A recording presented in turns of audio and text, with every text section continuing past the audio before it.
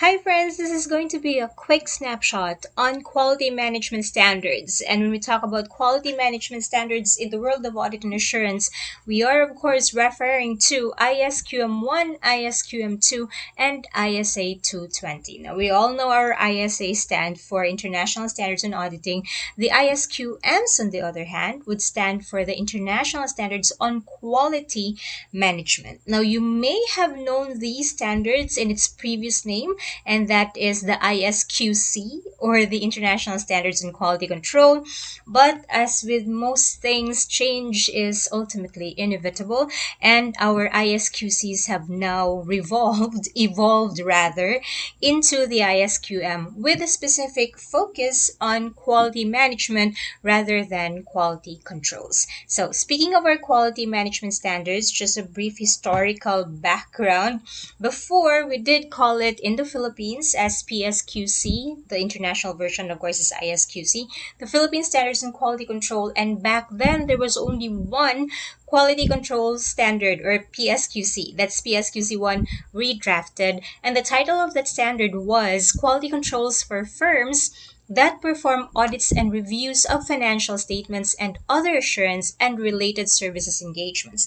So to this, we highlight that PSQC1 essentially covers, or as part of its jurisdiction, all firms, whether that firm offers audits and reviews, which we know to be assurance engagements, or even firms that offer other assurance engagements. And on top of that, even firms that offer related services. So, in other words, PSQC1 covers just about any firm that offers just about any assurance or related service. So, if we're talking about firm level quality controls, PSQC1 is your go-to standard for quality controls.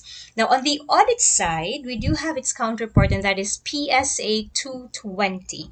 So, the title of PSA 220 redrafted is Quality Control for an Audit of Financial Statements. So, now we get to see the difference between the two. Whereas PSQC1 applies at the firm level, PSA 220 very specifically applies only to the audit of financial statements. This cannot be used for reviews, other assurance services. More so, this cannot be used for your non-assurance engagements. Now, fast forward, we now have three quality management standards. So we have shifted from controls to management, and our three quality management standards are now PSQM, which is of course the Philippine counterpart of ISQM1. So we have PSQM1. We now also have PSQM2, so we now have two quality management standards as opposed to the previous one. And we still have PSA 220, but this PSA 220 is now revised. So looking at PSQM1, again, the focus has shifted from quality controls to quality management, but the scope is the same. It still covers all firms that offers whether assurance or non-assurance engagements. And PSA 220, the revised, no longer the redrafted edition, but the revised edition, still covers audits of financial statements. The only difference, again, is a reference to quality management rather than quality controls. And our new PSQM, and that is of course PSQM2, is now dedicated solely to talk about engagement quality reviews. This is what we previously know of as engagement quality control reviews, which was present as one of the sections or provisions in PSQC1. So we have seen a growth, a growth literally in the number of quality management standards that we have. Now, because we're giving a snapshot of this, let's very quickly review what are the more important provisions of PSQM1. Well, actually PSQC1. Now, just to give you a heads up, both of our then quality management standards or quality control standards outlined what are the components of a system of quality controls. Now, these components used to be known as, but then not really so much known, but we did use the mnemonic Leyahem. I kind of enjoy using this mnemonic because if you shuffle the letters around, it would actually spell heal me. So, for those of us who are more in tune with the emotional side, we might wish to remember heal me as a mnemonic for the components of a system of quality control. But then, let's talk about layhem or heal me. Now, previously in PSQC 1 and PSA 220, we have learned that firms, and in the case of PSA 220, audit engagements must have policies and procedures in order to put forward these varying components. So let's start with what are these components. So Layaham would essentially spell out leadership responsibilities, ethical requirements, acceptance and continuous human resources, engagement performance, and monitoring. This was in the original PSQC 1. Now for each of these components, the standard would point out that firms and or audit engagements must have policies and procedures for each of these components. So what are the salient points we must remember? In the case of leadership responsibilities, this is similar to the control environment or that which we know to be the tone at the top. In this case, this is the tone at the top or the tone of the boss. And this is where it is outlined that the overall responsibility in the case of the firm level in PSQC1 lies with the managing board of directors or the CEO or its equivalent. We're talking about managing the firm. And so therefore the overall responsibility will of course rest with its managing board of partners.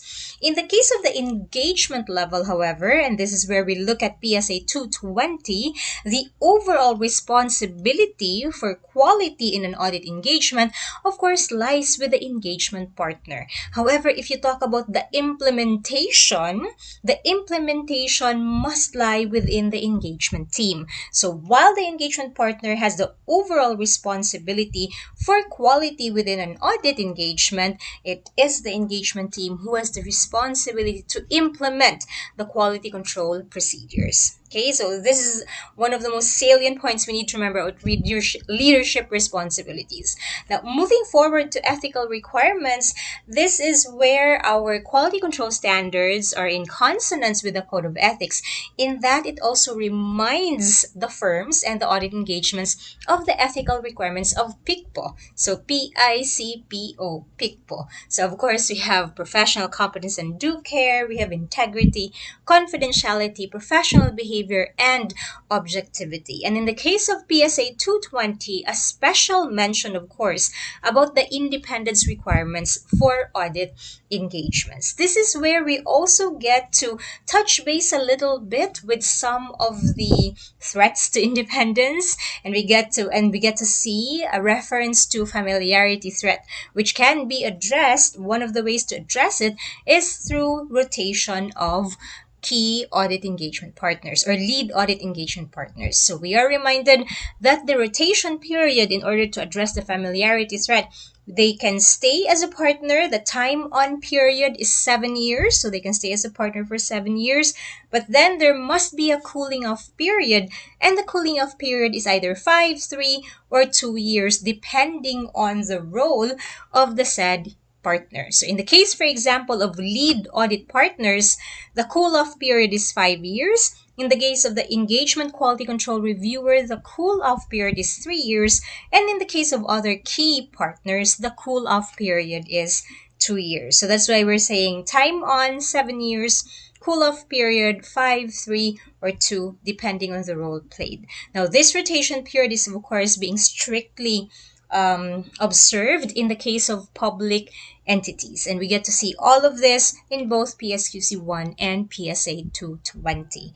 Now, I must also mention that this time on, time off period supports the provisions as well that are found in the Code of Ethics. Now, letter A in Leahem is acceptance and continuance, and actually the provisions here are something that we have already talked about in the preliminary engagement activities, that before you decide to accept or continue a client, you must make certain considerations such as the client's integrity, including the client's auditability, the practitioner's competence, capability, and compliance with ethical requirements. I mean, again, all of these should sound very familiar because we have touched base on this when we talked about preliminary engagement activities. Next to that, for letter C, letter H, we of course have human resources. And if you can imagine human resources from hiring to retiring, so this is where we talk about considerations relating to recruitment and what are the qualifications when the firm hires personnel. What is their process for performance evaluation? How do they assess and put importance on capabilities, competence, even career development, including promotions, compensation, and personal needs? So, all of these things will happen under human resources. Engagement performance, on the other hand, when we talked about the original PSQC 1 and PSA 220, this is where we get to read provisions regarding direction, supervision, and review, which again, we have talked about a little bit when we were talking about audit planning. So just to recall, direction is forward looking, supervision is together with, and review is, of course, having the work of a less experienced member of the team being reviewed by a more experienced member. So in the case of supervision, this is also where consultation is included, and it is again the responsibility of the engagement partner in the case of an audit engagement to provide for avenues for consultation as well as resources to make sure that they are carried out. Now, in the original PSQC1, this is where we also get to read about the engagement quality control reviewer. Now, we know that an EQCR, an engagement quality control reviewer, must have the necessary technical expertise and competence as well as the objectivity to serve as an engagement quality control reviewer. Having said that, this partner or equivalent person should not be a member or part of the engagement team. That is why sometimes they are called, or it is called, as a concurring partner review. So, for the engagement quality control reviewer, it might be, or it might pose quite a challenge to, say for example, a single practitioner who does not have a partner or another partner in their firm. So in that case, then the provisions of the PSQC1 would allow the use of a suitably qualified external person. Now, we also know that an engagement quality control review is required for all audits of listed entities. However, this is the minimum requirement. Should the entity elect, or should the firm elect to have some non-audit engagements to be subjected to engagement quality control review, that is not prohibited by the standards. But at a minimum, audits of listed entities must undergo EQCR. The other engagements may also undergo EQCR at the discretion of the entity. Okay, now the engagement quality control review must also be completed before the audit report is issued. That means the engagement partner cannot issue the audit report and cannot date the audit report until and unless the engagement quality control review is completed. Now, the EQCR, or the engagement quality control reviewer, evaluates the significant judgments made and the conclusions reached by the engagement team. So as an engagement quality control reviewer, these are the two things that he or she will focus on: significant judgments made and the conclusions reached. And then lastly, to complete Layhem or Heal Me, is of course monitoring. Now, whenever we talk about monitoring, just like internal controls, this component will monitor the other quality control components. And similar as well to internal controls, monitoring may either be ongoing or periodic. Emphasis again that if it is periodic, then there is an attached time frame. Okay, now the scope of the monitoring will cover both the design and effectiveness of operation of the system of quality control. It is also in monitoring that we get to see the provision about the inspection of completed engagements. So whereas our usual ordinary review can be referred to as a hot file review, hot file because the engagement is still open, an inspection, on the other hand, is referred to as a cold file review. Cold file because the engagement is already sealed, the engagement is already done. But then, as part of the monitoring of the entity, these done or completed engagements may still be opened up for review, and that is called an inspection. Now, generally, an inspection cycle spans a period of 3 years. So, Like what we have said, this is what you will find in PSQC1 and PSA 220. But we started our discussion with this because when we go to your new quality management standards, that would be, of course, PSQM1, PSQM2, and PSA 220, the truth of the matter is, while there are additional components to a system of quality management, most of the discussions are essentially the same. So I did mention the additional components. So unfortunately, we can no longer use Layhem or Heal Me, but you can still use it as a basis or maybe an inspiration to help you remember the components. So there are two additional components, and these two additional components are the firm's risk assessment process and the information and communication system. Now, you might seem, or these two rather, these two might seem a little bit familiar because they are actually part of the components of an internal control system. Now they are being made part of the components of a quality management system. We also get to see a little bit of change in the terminologies of the other components, like instead of saying leadership responsibilities, it does mention governance and leadership. And instead of referring to it as simply human resources, it's now referred to as a more generic term, which is resources. Instead of simply saying monitoring, it is now monitoring and remediation. But essentially, the major provisions are the same.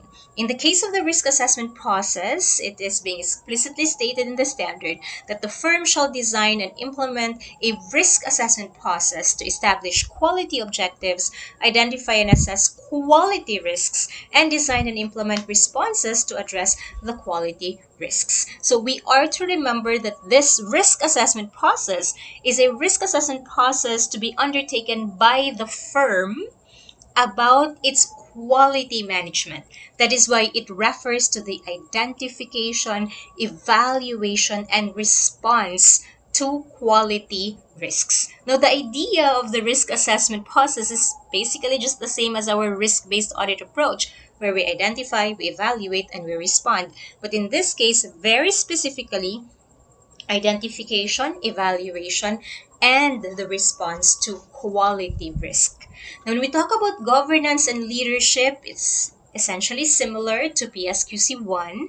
Similar to PSQC1 as well, there is a mention of the firm's commitment to quality and that of course, leadership is responsible and accountable for quality, that appropriate organizational structure and the assignment of roles will help concretize this commitment to quality, and that resources which are needed are identified and eventually obtained. Okay, but essentially the same provisions as leadership responsibilities in the original PSQC1.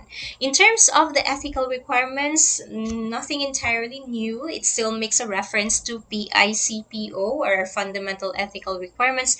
Similarly, in terms of acceptance and continuance, also the same considerations regards integrity of the client, the practitioner's competence, capabilities, resources, and independence in the case of audit. So the same provisions as PSQC1 and PSA 220 redrafted. However, in the case of resources, there is logic behind renaming it from human resources to resources, because it now refers not only to human resources but the resources of HITS or HITS. There is still human resources, but included to it now is intellectual resources, technological resources, and of course service providers, recognizing that the presence of service providers and how some certain services are being outsourced, say for example in the case of training and education. So this is now covered by PSQM1 and PSA 220 as revised. Now, for information and communication, because this is a new component, but similar to our previous discussion in internal controls, this will still refer to the policies and procedures relating to obtaining, generating, or using information and communicating information either inbound or outbound, either internal or external. So, actually, while there are two new components, risk assessment process and information and communication system. The truth of the matter is, this is not entirely new to us because we have discussed these in internal controls and they are just now applied to the quality management of a firm. Now, in terms of engagement performance, there is still a mention of direction, supervision, review, and consultation, but this time, the provisions on the engagement quality control reviewer and the requirements for an engagement quality review, as well as the qualifications of an engagement quality reviewer, they are now covered in PSQM 2. But regards as to what engagements are required to undergo an engagement quality review, and we know it to be audits of listed entities, plus the other engagements should the business deem it appropriate, or should the firm rather deem it appropriate to undergo as well an EQR, or the qualifications of an engagement quality reviewer, the technical competence and expertise, as well as the objectivity, and in the case of single practitioners, the use of an externally qualified person, okay, or externally qualified third person, and in the case as well of the coverage or the review, which is the judgments made, significant judgments made, and conclusions reached by the team, it's the same, except that it is now transferred to PSQM2. And the fact that the report cannot be issued until the completion of the engagement quality review, it's still the same. Okay, it just now has its own quality management standards. And finally, for monitoring and remediation, just the same with PSQ C1. That should be C. It's the same with PSQ C1. Um, when we talked about ongoing, periodic, and of course the previously discussed provisions on inspection. Okay, so these are the highlights of our new quality management standards, the transition from PSQC to PSQM 1 and 2 now, and from PSA 220 redrafted to PSA 220 revised. Okay, so we'll get to see all of these play out as well when we give the snapshot for the Code of Ethics. But for now, these are our quality management standards, and I'd like to thank everyone for joining me in this snapshot. And remember, you're doing amazing. You're doing just fine. All right, so I hope to see you in the next snapshot.